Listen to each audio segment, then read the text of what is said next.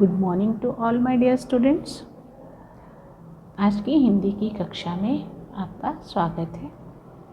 आज हम पढ़ेंगे आपकी प्रतिभा की पाठ्य पुस्तक से पाठ 11 सुंदर कैसे बने।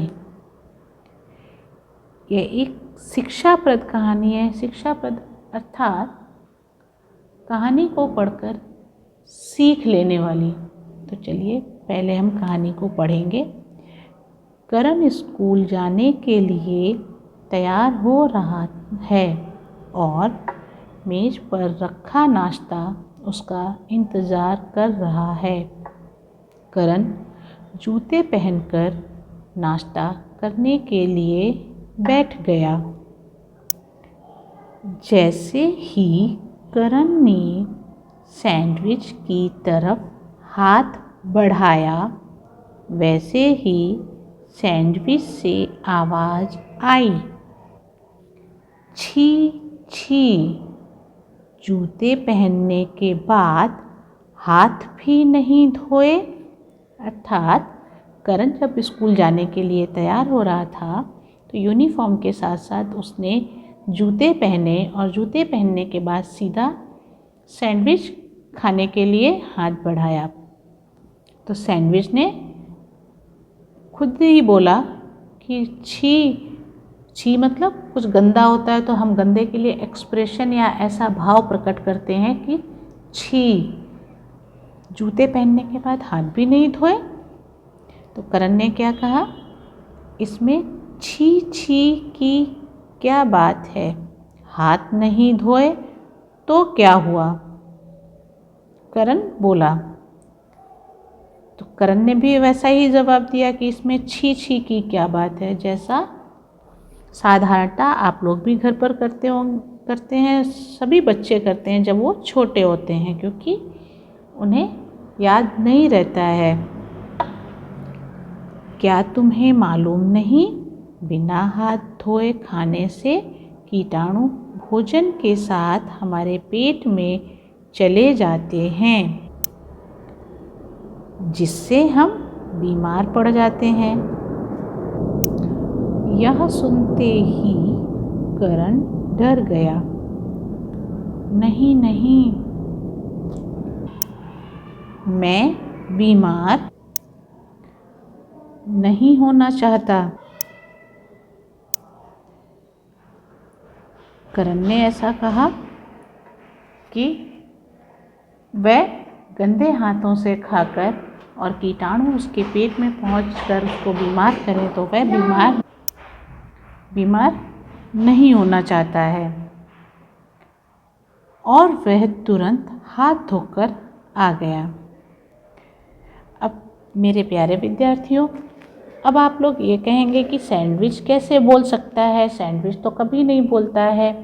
तो आप लोगों की बात भी सही है, लेकिन आपने देखा होगा जब आप लोग कार्टून देखते हैं ना, तो उसमें कार, मोटरसाइकिल, सैंडविच, फ्रूट्स सभी को एक कल्पना के तौर पर सब बोलते हैं। तो इसी तरह यह एक काल्पनिक है कि सैंडविच ने बोला, जबकि सैंडविच वास्तव में नहीं बोलते हैं, लेकिन कल्पना के आधार पर कहानी में सिखाया गया है। तभी टोकरी में से उछलते हुए सेब बोला, करण अब ज़रा अपने नाखून तो दिखाओ। करण ने चहकते हुए अपने दोनों हाथ आगे बढ़ाए। देखो देखो, कटे हुए साफ नाखून।